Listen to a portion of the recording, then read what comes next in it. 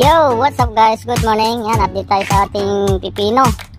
At ilang days na ba sila ngayon?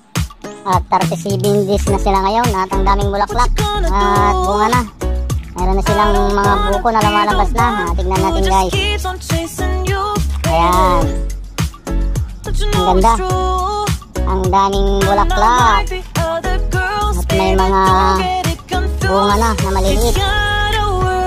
Yan. Makutin yung target natin na 43 days. Muna kasi ako nagtanim 43 days yung unang harvest namin. Yan. At meron tayong ma-harvest siguro pag 43 days. Bali 37 days na nila ngayon. Yan o. Ang daming bulaklak. Yan.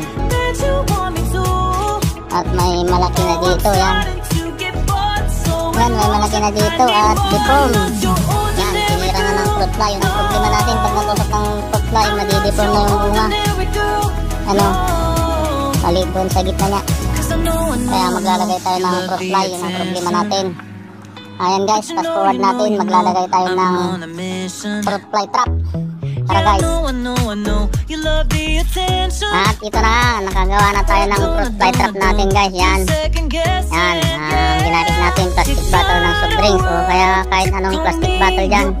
At ang ginamit natin ay itong yan, Pro Catcher Pro fruit fly sticker. Yan. Yan, nabali dalawa yung ginagamit namin. Yung isa yung ni Tio Junior, yun ang ginagamit ni Junior doon sa bukid.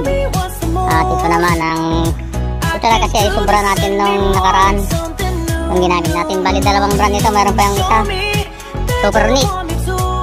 Yan, bali ang ilalagay natin siguro dito sa ating backyard garden ay tatlo. Isa doon, isa doon sa harap para matrap lahat yung mga fruit fly na tutusok sa ating mga gulay, bunga ng ating mga gulay. At magtatanim kasi tayo dito ng kwan.